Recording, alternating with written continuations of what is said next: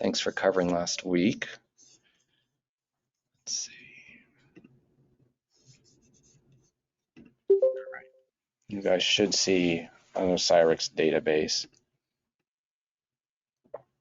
So this is an interesting case. This is a young patient, 35 or 7, who has an old history of tuberculosis that then developed a complication. So this is a radiograph, and you can see there's a bunch of volume loss in the upper lobes. There's this kind of cavitary area up in here. There's a lot of junk going on, and then some stuff down here. So of course you'd think about reactivation TB or just recurrent TB, hemorrhage, other infections, something like that. So let me get these dates right. So he had a CT scan a while back. You can see there's bronchiectasis and that scar on the right upper lobe, and then he's got this one cavity here in the left upper lobe, and then he's got this bigger one, and there's a fluid level in it. And then as we go down, you'll see there's this mass in here that's got bubbles in it, little fronds layering dependently, and then there's a lot of consolidation around it. So it looks like there's an aspergilloma brewing in this cavity, which wouldn't surprise you. And if this looks like something, more acute, whether he hemorrhaged or had a secondary infection at that time. He got seen, has been treated with antibiotics and antifungals. He got a CT scan shortly thereafter, and you can see that acute infection cleared up a lot. You can see a lot of background airways disease as well. But our little friendly aspergilloma, you can see quite well, is hanging out in this cavity. He was put on posaconazole, and then this was his most, let's see, what was this one? This was his most recent CT, so like 6 months later. So he's been on antibiotics and posaconazole, and you can see that this aspergilloma actually got smaller, which I have not seen before, because typically they didn't respond well to things like voriconazole.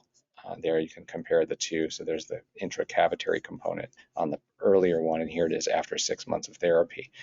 But some of these new antifungal drugs, posaconazole, what is the other one? Icosapent something conazole. They have better bioavailability, and I think they get better penetrance into some of this less vitalized tissue. So it's an optional treatment now, because in the previously, they tried amphotericin gel, systemic amphotericin, which of course is very toxic. Surgical resection was usually definitive for these, but this is the first one I've seen respond to medical management. It's not gone all the way, but it's definitely on its way out the door. And I mean, I don't know if you could ever eradicate it or if you just kind of have to suppress them, but it'll be interesting to see where this guy goes over the next year or so. Have any of you ever seen a medical management of an aspergilloma? Okay. Not successful like this. Yeah. I know one of the interventional pulmonologists in San Francisco, I think, was going to go in and inject antifungals into it, and I don't know which one it was. This was a few years ago, but I remember I haven't seen this. In training reading about people injecting amphotericin gel into the cavity, but my understanding is it didn't work very well. Okay, so this is another case. This is a youngish person who presented with an infection, and I apologize if I've shown this recently. I've lost all track of which cases I've shown in a while. I don't think I have. But you can see there's a ton of nodules everywhere and a little bit more confluent stuff in the right lung there. And so that was a presentation, and here is a chest CT from around that time. And you can see we have a nice miliary pattern of random lung nodules. So of course, the usual suspects, mycobacteria, fungi, and of course in my neck of the woods, histo is high on our list. But this patient didn't have histo, but rather had blastomycosis, which can present with miliary disease. There's nothing, I mean, there's this larger nodule, but I'd see that with histo as well. There's really nothing in the imaging that would help me distinguish the two at that time period. So the patient was treated with, usually the treatment is itraconazole for like 6 months or longer. And this is the follow-up. So this is 4 years later. And this is the first time I've seen this. I've seen it with histo, but you can see all these nodules calcified. And then here is the corresponding coronal CT, which is, you can see they're all calcified. And then the lymph nodes calcified. And lymphadenopathy is not typically part of blasto. They do get some lymph node enlargement, but not like what you see with histo, where it's often large and almost, and if you do PET imaging, it's, you don't need, it's disproportionately FDG avid. But this is just all calcification. And you'll notice there's no calcification in the spleen there, like we see with histo. But this was disseminated blasto. I think she had skin involvement. Did she have any systemic symptoms or like neurologic symptoms or any other organs?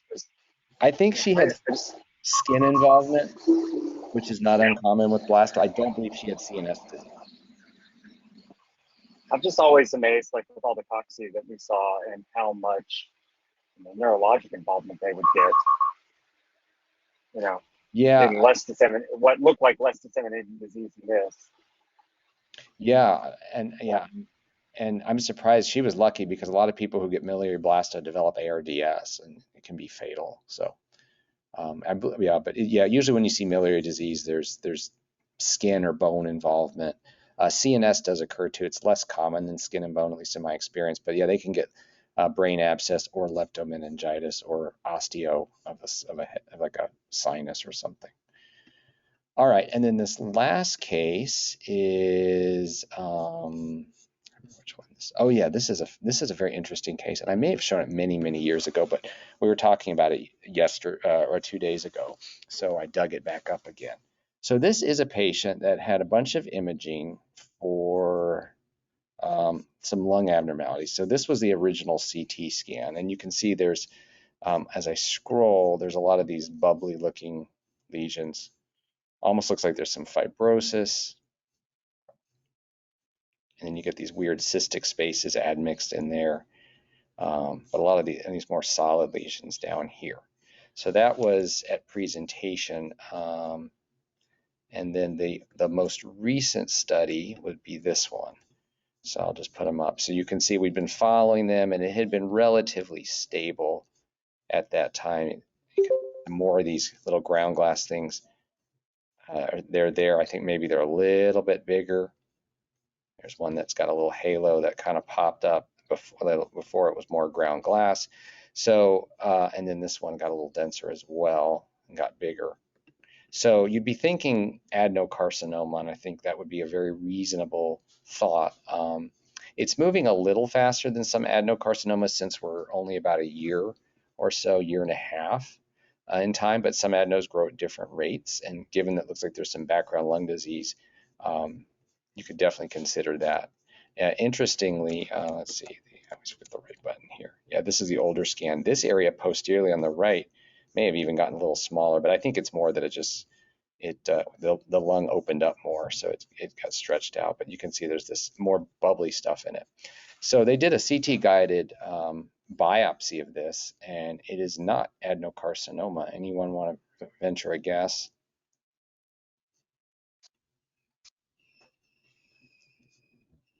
So this is all extranodal marginal cell lymphoma. So I was going to say lymphoma. Oh, yeah. Sorry. I figured you've probably all seen at least one case of pulmonary lymphoma that presents as multiple solid and part solid nodules, but they have the similar appearance of adenocarcinomas. They tend to preserve the airways. They can be solid, subsolid, or why should I say part solid, and sometimes you tend not to get as much distortion, but for whatever reason, this patient has some distortion. But it's all confined to the lungs. There was a PET for staging, and it showed very little uptake, and I didn't save it. There's no extranodal disease. So this is one of these indolent malt lymphomas. This one was growing fast enough that they treated, I think, just with rituximab. But sometimes they're so indolent they don't even treat them. They just kind of watch them. But this is just a good pitfall case, because we had a case. I was looking at a case the other day that was probably adenocarcinoma. It's just the biopsy hadn't yielded any tumor yet, but the biopsy was done elsewhere, so who knows exactly what they sampled and how. It wasn't. If it's not a core, especially for some of these lesions, I don't always believe it if it's done transbronchial, just because maybe a sampling error if the imaging supports it. So yeah, so this is all malt lymphoma. All right, who would like to go next? I can go if you want. All right.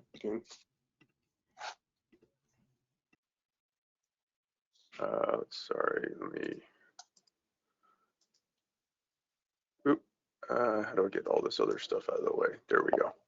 Okay, so where should I start here?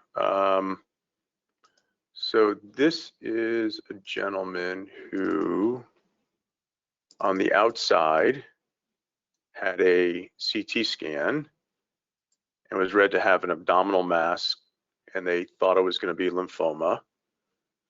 I think as you're scrolling through, maybe there's another thing that rises potentially on the differential, given especially this imaging right here. So anyways, this was called lymphoma on the outside, or some retroperitoneal mass. And you know how modern medicine works. The guy underwent a PET scan, and the PET scan showed avidity in that region, but it was interesting. It was just along the central portion of that mass they saw the avidity. And then the bad thing happened. I'll show you if I can find it. So someone decided to just go, had an avid mass and decided to put a needle into it. And I think, again, most of us would be, I know this is not a chest mass, but I always say, I used to do a lot of biopsies, and my rule was, if I was ever going to biopsy something in the mediastinum, especially something that I thought could be vascular, here this one is clearly vascular, I would definitely recommend contrast.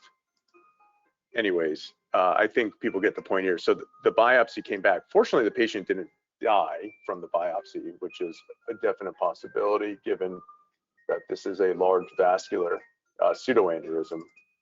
So you can see here that this is discontinuity. So they realized after doing the first pass and getting back some blood products in their biopsy that this in fact is just a discontinuous aorta sign, and that this was a massive pseudoaneurysm. And it's funny, the biopsy came back as blood products, but there was some like inflammation, and they didn't know if it could be like some sort of vascular tumor or something. Long story short, don't want to biopsy pseudoaneurysm. So if you ever see a discontinuity of an aortic wall with soft tissue around it, think beyond just a simple mass. This case is kind of goes a little, let's see if I can go to the earlier one. I think has contrast. So this is a gentleman who's, you can see the morphology of the heart. This is a heart transplant patient and has that node there, big right axillary nodes, has this kind of, wasn't really picked up, which I understand. The stomach is a little irregular. And then in the lungs, you can see there are these solid nodules. Some of them have, maybe few of them had airways going through them. But this was a case of PTLD, and the PTLD also involved the esophagus and also the stomach. You can see here, this kind of, we did a CT esophagram, and you can see this kind of, this was a fixed narrowing because it was confirmed later on swallow study. This narrowing here was a fixed narrowing, and that was all PTLD. The patient also had PTLD of the stomach, and the treatment, let's see here. I forgot how to do this on this. Anyways, let's go back to, so it was interesting is that after treatment,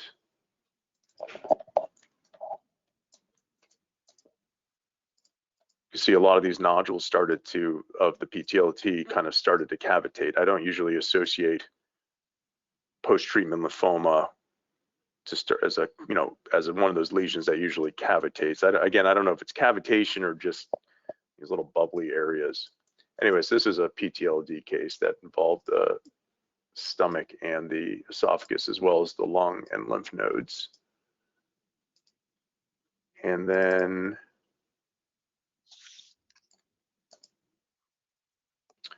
this one we don't have path proof on, but hopefully we will soon. And this has been unchanged for many years. So this patient has this very large calcified mass in the esophagus. You can kind of see it here along the plane of the esophagus. And patient's been asymptomatic. And, you know, leiomyomas can calcify. And we did find a couple of case reports of leiomyomas with exuberant calcification. And that's really what we think this is going to be, is just an esophageal leiomyoma with just kind of exuberant calcification. I don't know if anyone else has seen cases like that that would kind of confirm that finding. I think I've seen ones that, Yeah, that they just kind of degenerate. Yeah. I can't tell from on your screen. The other thing to consider, but I think it probably is in the esophagus, is it a subcarinal lymph node, like from histolymphadenitis?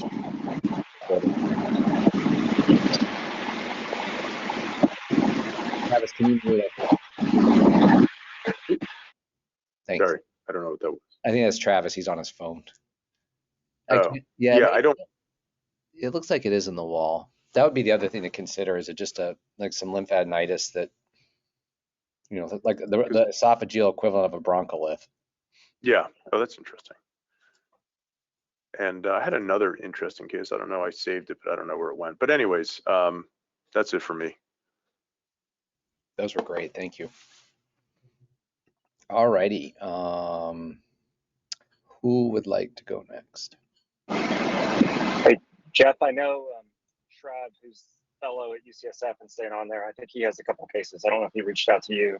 I see him online. Do you want to go? Yeah, sure. Let me just try to share my screen here. Here, I have to give you permission. There you go. You should be able to accept it. Just make sure you hide any patient identifiers.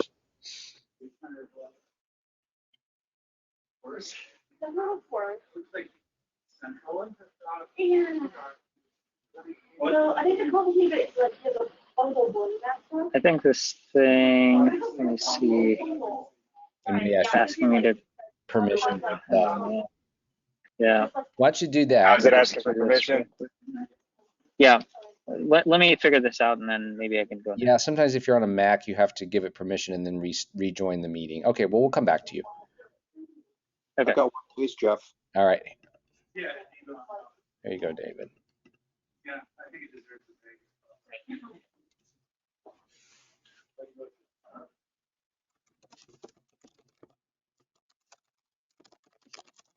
I wanted to show a sniff test in a fellow who has chronic atrial fibrillation.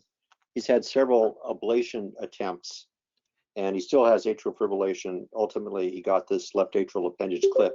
People see the fluoroscopic images here? Yes. So the guy is dyspneic, and he doesn't like to lie down, so he gets very dyspneic if he lies down, which is a suggestion that he might have bilateral diaphragm, hemidiaphragm paralysis. So that is orthopnea. He also has, he also gets very short of breath when he bends down to tie his shoes. It's amazing how many people that I've fluoroed have that as a symptom of their diaphragm dysfunction. So it's called what's it called? Bendopnea or something like that. So bending down and to do your shoelaces, making you short of breath or dizzy or something like that is an important symptom. It's amazing how often that has come up. So I now ask patients about that. He volunteered it. So this is his sniff test from a couple of days ago, and we've got him standing up here, and I asked him to take in a deep breath, and so his diaphragm goes down. I notice that his diaphragm goes down as his clavicles go up, so that's good. If the chest wall goes up, the diaphragm is paralyzed on both sides, can actually, the chest wall going up can drag the diaphragm up. Then you see the diaphragm going up and down, but it should be moving away from the clavicles or the anterior ribs. And in this case, it is indeed moving away. So it's not one of these cases of bilateral paralysis that has the diaphragm passively moving with the chest wall. So it seems to be resisting the chest wall. So it's not very robust excursion. It's about half a rib interspace. I consider anything that's 1 rib interspace or greater is being okay.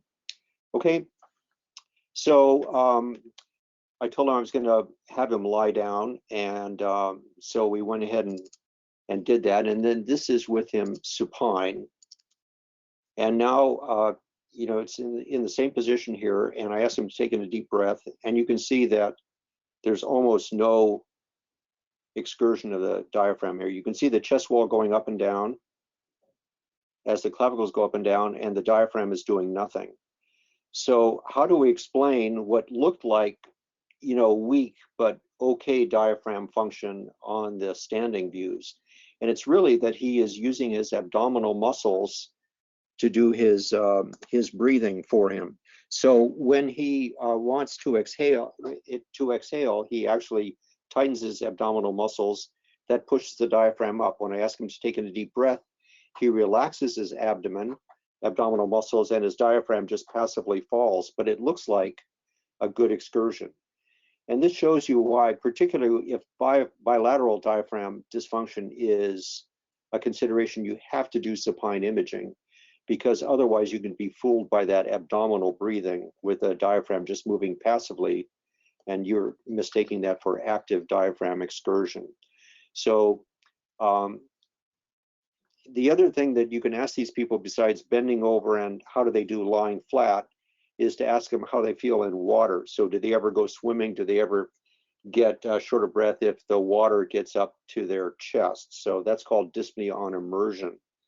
So he has that too. He said he tried to go into the water in the surf about 3 years ago, and he got into water. He was not bothered by the waves, but he realized he was very short of breath, and he scrambled out, and he didn't want to go near the water again. So he's not been in water for a long time. Okay, so it's very ironic that the thing that's most of concern here, the most serious diaphragm dysfunction, is the easiest to miss, and that is bilateral diaphragm paralysis. So this is attributed in him to his multiple attempts at ablation of his atrial fibrillation. Okay, so supine imaging is absolutely essential, particularly if bilateral diaphragm dysfunction is a consideration. Awesome. Okay, that's all I want to show. Yeah, that supine diaphragm thing is important. And you know, it's funny you mentioned bendopnea.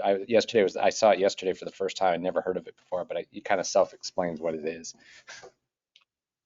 So your patient brought it up, or how did you encounter No, that? I was in a note I was reading as I was interpreting a study. It said bendopnea, and I was like, well, I immediately figured out what it was, but I'd never heard it before until then.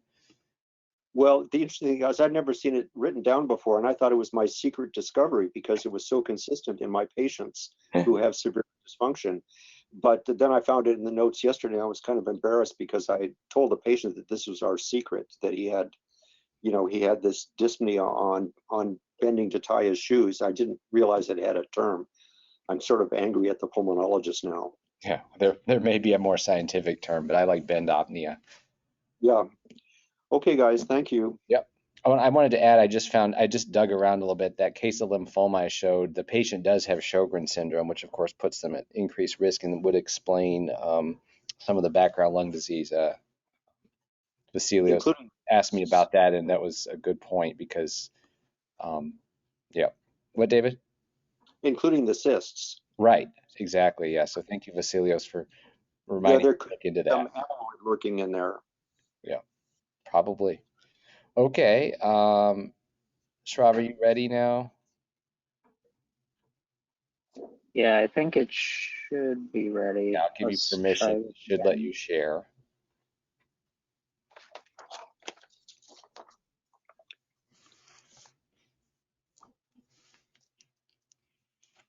Okay. Oh, it's asking me to, oh my goodness. Okay, Yeah. let's see.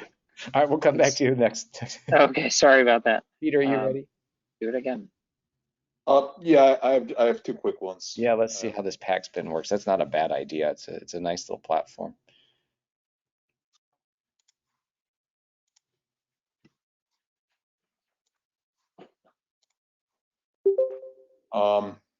This one I found interesting. So this patient has, well, I'll show the imaging and I'll talk about it.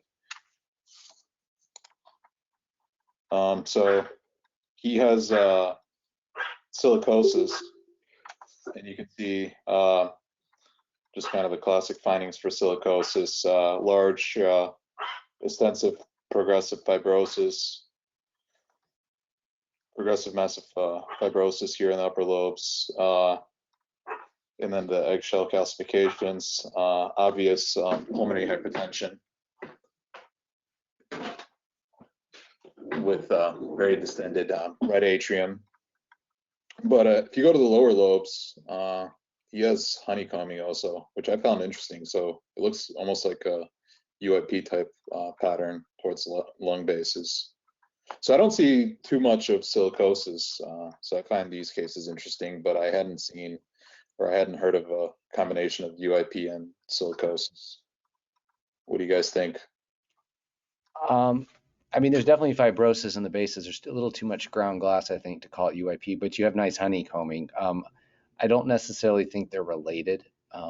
Yeah. Other dusts involved. I don't know if the patient smoked, but looks like Yeah, I don't think they're related. I just wonder if you could have if it's just coincidence that he can get both.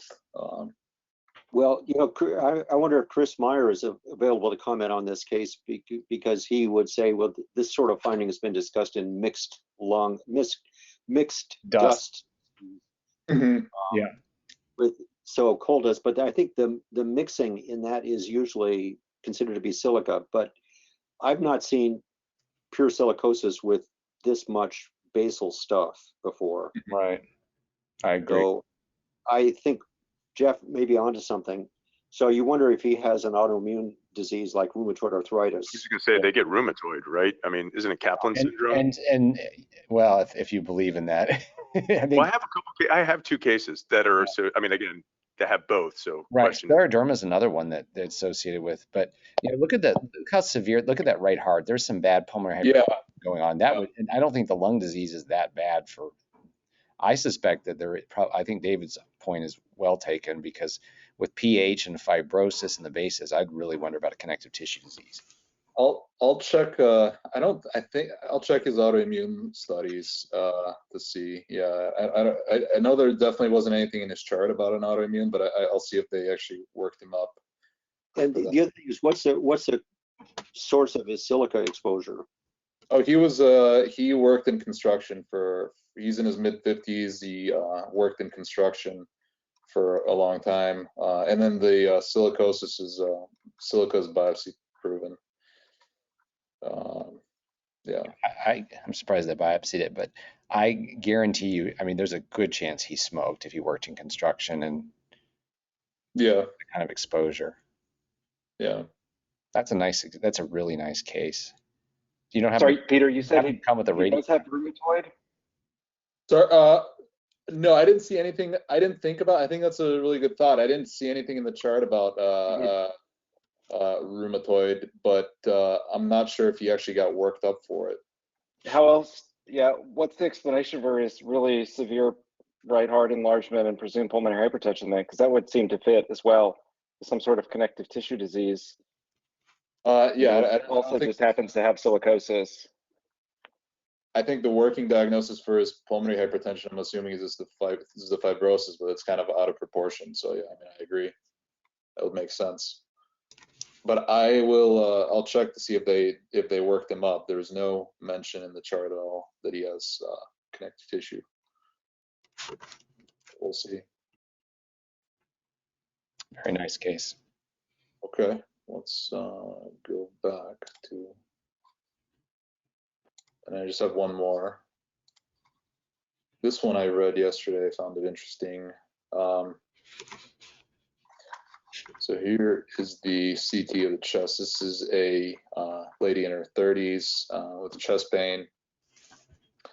She does have a connective tissue disease, but you can see pericardial effusion. It's post-contrast, but you can make out some haziness here around the pericardium, subtle enhancement. And then she has this complex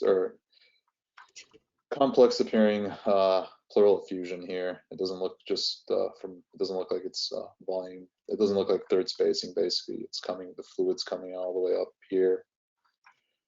So she has lupus, so pericarditis, lupus with a pericardial effusion, presumed pericarditis, and pleural effusion. A cardiac MRI was recommended, I think, by the person that read the CT to look for pericarditis, and show a few of the sequences here. So this is the SSFP short axis. This whole area here is just the epicardial fat, and then here's the pericardial effusion. And we'll get to the delayed enhancement imaging here. You can see just a really avid enhancement of the pericardium. This is a PSIR sequence. So fluids that are not contrast will have the lowest signal in the image. So this is the pericardial fluid, and you can see just the avid enhancement of the pericardium here. And she has a pericardial effusion. She has enhancing pericardium, and then the workup for constriction also turned out to be positive. Let's see if we can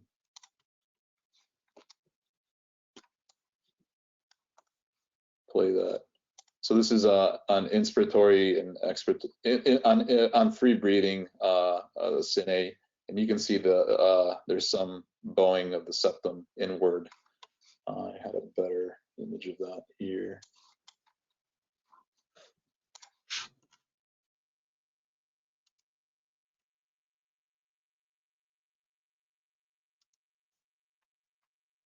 So kind of a little septal bounce. So there's some ventricular interdependence. So this is kind of an example of effusive constrictive pericarditis, where there's a active inflammation, constrictive, some degree of constriction, and a pericardial effusion. Did you see enhancement of the pleural process too? Yeah, I think there is some enhancement here, although it's if you compare it to the other side, I think there is some enhancement. Peter, can you show a coronal on the CT since we're on the diaphragm here? Sure. You have some dependent atelectasis and I actually don't think I can. I don't know if I don't. Can I? I don't think I can. Don't think I could reformat this on Paxton. At least I don't. Yeah. I was just going to throw out shrinking lung syndrome since she's got an active flare of lupus. I don't know, clinically if they thought that was, an issue with her or not. So here's the lung windows. She's definitely there's definitely volume loss here, and I'm assuming it's from the inflammation related to the inflammation of the pleura. So yeah, she does have some volume loss. Yeah, I don't know. I mean, it's more of a clinical diagnosis, but I was just curious. Mm-hmm. Yeah, so I guess for future, I'll have to send the coronals separately. I don't think it's like Osiris where I can reformat it. All right, guys, that's all I have. All right, thank you. All right, Schwab, you want to try again? Yeah, we can try again. You usually have to do that the first time, and then never does it again. You'll get it eventually. Okay, let's do share this. Yay, okay, we see it. You're able to see my screen Yes, here. yeah. So, yeah, okay. So, this is so let's take a look here. Sorry about the lagginess. I'm doing this on my laptop. So what we can see here in the lungs is there's kind of upper lobe predominant reticulation, traction bronchiectasis with volume loss and some ground glass opacities mixed in. This patient also has a fair amount of pneumomediastinum. And so previously we had suggested that this, is kind of, given its upper lobe predominance, suspicious for hypersensitivity pneumonitis pattern of fibrosis. And if I can go back here.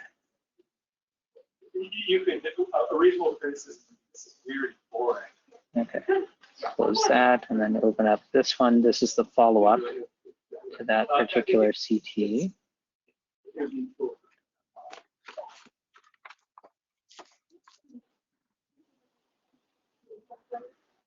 Yeah, we're gonna go to Spain for. So as we scroll down here,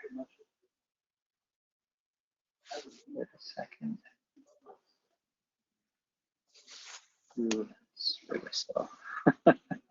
Okay, so here we can appreciate that there's kind of increased ground glass opacity and consolidation corresponding to the areas of fibrosis that we had seen previously on our prior scan. And so at this point, this patient was hospitalized and not doing so well. Their pneumomediastinum looked a lot better, but they've got these new opacities. And so we were concerned about acute exacerbation of their fibrotic interstitial lung disease. And so with these patients that develop acute exacerbations, the prognosis is really poor. And in hospital mortality rates have been quoted, somewhere around 50 to 100% for example, for connective tissue disease related ILDs, and like 75 to 100% in patients who have hypersensitivity pneumonitis. And so this is something to keep in mind and be aware of. So if you see new ground glass opacities, consolidation in somebody who has fibrotic ILD, that is something that's concerning and should be discussed with the clinical team. So let's close that case and then go to this case right here. Let's see. This might be the right one.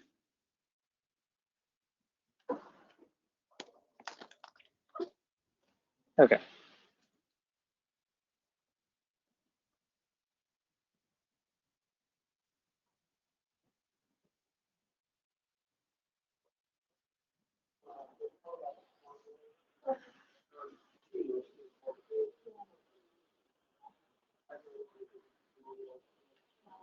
Sorry, give it a sec. This is the Horus is really slow, isn't it? Yeah. I know why. Next time I'll have to do it on the maybe the PAX workstation or something. So here we see some. This is a patient who has urothelial carcinoma. He's been on chemotherapy, and there you just saw that there were some clustered nodules, foci of nodular consolidation throughout the lungs. And so this is his initial CT. So just keep that in mind. And let's go to the interesting CT. And on prior, we had suggested, maybe this is some just aspiration pneumonitis or infection. It was new from the CT before that. And then now, when we take a look at the lungs, we see these diffuse micronodules throughout the lungs. They're pretty uniform.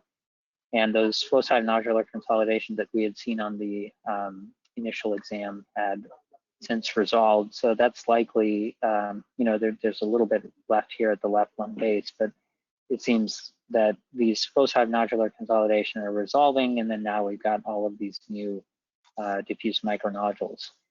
And the question that the clinical team posed to us was, could this be medication-induced pulmonary injury?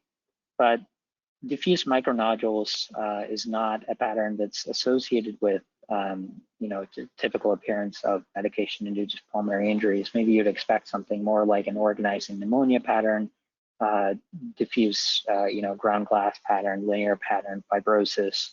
But you don't really associate diffuse micronodules with that. The additional history that I should give you, and maybe you kind of picked up on it earlier, this patient had a history of urothelial carcinoma, and he had had recent BCG intravesical therapy. And one of the complications of that therapy is disseminated BCG infection. So we suggested that on this CT, and the patient got a follow-up showing that his, this process, he had decreased micronodules while he was on therapy, which is the therapy provided for BCG infection.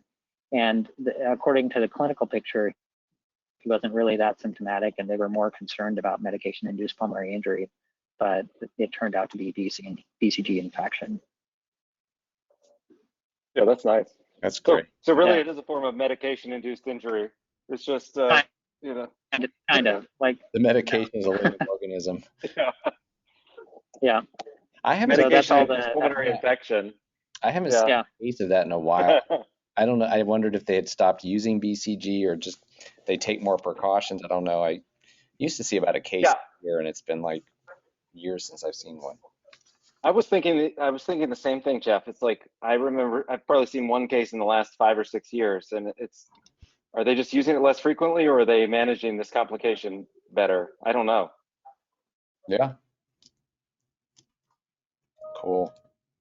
Yeah, so that's all the cases I have. So if you want to steal the screen back from Thanks me. for sharing. Those were fantastic. Travis, are you able to share? Yeah. Sure. All right. There you go. All right, you see a rankinogram, A very abnormal one. a very abnormal rankinogram in a young patient. And this is, as you can see, this date is at least the correct year. So this was more than 10 years ago, but at a new institution, when patients come in for their annual follow-up, and you go back to the start of their disease and you see how things presented. So, first glance, there's a large mass in the mediastinum, and we have hilum overlay sign on both sides. You can see some of the descending aorta, so it looks like this is anterior.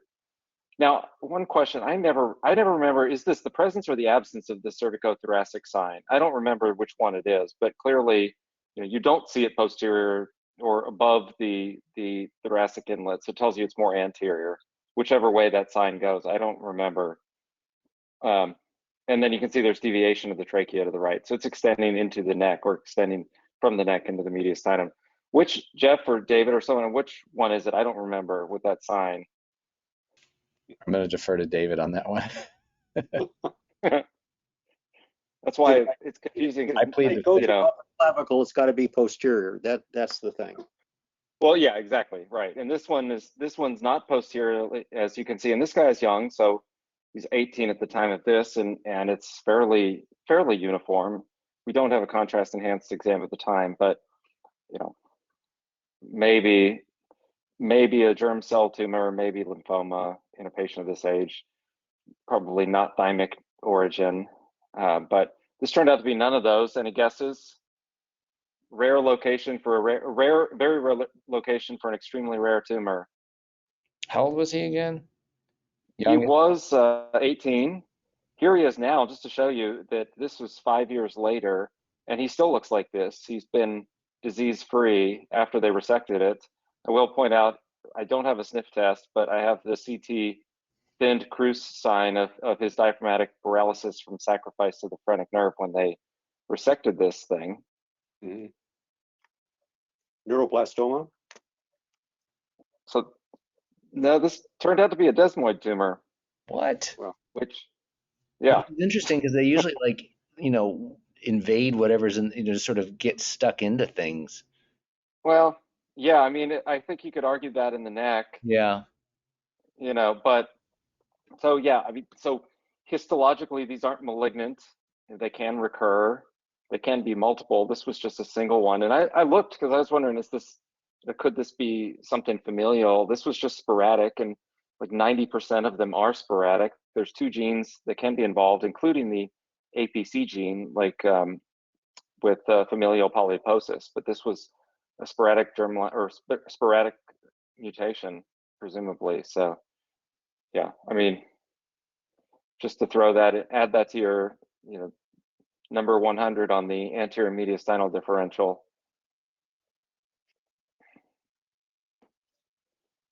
All right, let's see, we'll skip that one. This one. So this is a patient who, as you can see, in January has had a mastectomy on the left and is free of disease. There was a breast primary. As I scroll through, you won't see anything. And this is this past week or two, this past week.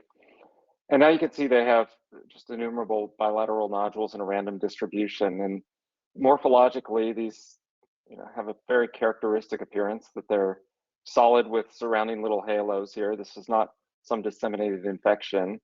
She has recurrence of her disease elsewhere, and this was the reason it's interesting is just because of the histopathology of the tumor.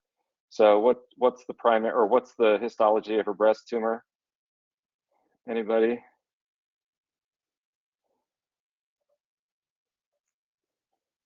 It's not an angiosarcoma. That's exactly what it is. Angiosarcoma? Yeah. Angiosarcoma of the breast, primary. Yeah, I think we've discussed this before. People say that these are like, quote, hemorrhagic metastases, but this ground glass doesn't really change and it doesn't go away. So I don't know if it's, just neovascularity or continuous micro hemorrhage. I mean, I don't think it's like, it's not active hemorrhage in these. I wonder, what are your thoughts? Or Seth, if you've seen these histopathologically, if he's still on. I'm convinced they're just like you point out, it's either vascular channels or something related to tumor, because even if it was like micro hemorrhage, why would they all bleed at exactly the same time? And like, yeah, and why would they stay like this? Yeah, you see the same thing with choriocarcinoma, and if you think about them under the microscope, these tumors form these sort of vascular channels, right? And they're going to make the lung denser, especially around, as you get more towards the periphery of the lesion. So that's what I think they are. I don't like the term hemorrhagic mets at all. Yeah. So Travis, you said sorry, this is Jamie. You said these stay the same, the ground glass around the nodules stay the same for multiple exams? Yeah. For this patient? I mean, assuming that the tumors aren't progressing or aren't evolving, and I don't have, let's see, I don't remember. I think even on this PET, the patient had nothing. Yeah. So this is the only time we've seen them. But yeah, Jamie, in cases we've seen in the past, and like Jeff was saying too, it's kind of a fixed morphology. And I know I was talking with Brett about this years ago when we were, he was the one pointing out. He's like, yeah, we had a cluster of cases of viral pneumonias that looked exactly like this. Yeah. And I saw this is just from this month, yes? Yeah, and certainly like I've seen different viral, like varicella pneumonia can look like this for sure. Other herpes simplex viruses can. Yeah, I've seen the papers. I'm not sure that, those are like common things you culture. It could just be some other unknown virus, like an adenovirus. We did sequence. I probably should show them actually. We have 2 cases now from the last 2 or 3 weeks that are this exact morphology. And I'm hoping that we can finally identify a causative agent. But, they change pretty quickly. So a short-term follow-up is what we did. And sure enough, they were evolving to ground glass and going away. Right. And she had recurrence elsewhere in her body too. I guess I pulled up the wrong PET, but yeah, this is all recurrent disease. She's had biopsy proven recurrence, not in her lung, but elsewhere. So she doesn't have signs of infection, but you're exactly right. All right, this one, does anyone else have cases they want to show? I've got 2 more, or I can stop. I'll keep going with this one. So this is one where, let's see, no, that's old study. So this is a patient that actually the MR is the first abnormality that he had. And this is a guy who does manual labor and was lifting something and felt a pop basically. And this was an outside MR, and this had been, you can see there's a lot of edema in the pec major muscle, but interestingly, there's some involvement of the costal cartilage here. There's some fluid in the costal cartilage, but for whatever reason, I think maybe somebody was anchored to the history and just said that this was like a pec tear. And I think that given what I'll show you, that, and I think also not anchoring to any specific history like that is important, because he underwent this CT, and this was a few weeks later with the history of pec tear. Follow up, he still has like swelling there. And I think this person saw this and said, yeah, there's still asymmetric swelling in the pec major muscle, likely due to the patient's injury that they had. But at this point, you can see that there's frank erosion and destruction of both the anterior and posterior cortex of the costal cartilage here. And there's a little bit of surrounding inflammatory stranding. And the pec muscle still in place there. I got involved with this follow-up a month and a half later. So this is 6 weeks after that. And this is when I called the team and said, there's something still going on here. And we went back and looked through, and I think we've all seen cases where you get some history of minor trauma, and then somebody actually at that point notices a mass and fixates on it. So I was a little worried that this was going to be some sort of tumor, soft tissue sarcoma or some sort of myxoid sarcoma involving the bone and the muscle. But he was seeing a surgeon, talked to the surgeon, and said, make sure you get biopsies, or make sure you take culture, because after showing it to the MSK folks, they thought maybe that this was some sort of infection. Fortunately for this patient, they went in and they just excised this big, infectious walled off abscess, essentially, that was involving his pec muscle and involving this. So it wasn't a tumor, good for the patient. Never grew an organism. And I don't know what cultures they actually sent, but this was just I don't know, an interesting but also confusing case. But also just, I'm always the skeptic, and I don't believe the histories that I see when it's like, follow up pectoralis major tear, something like this. Any history of injection drug use?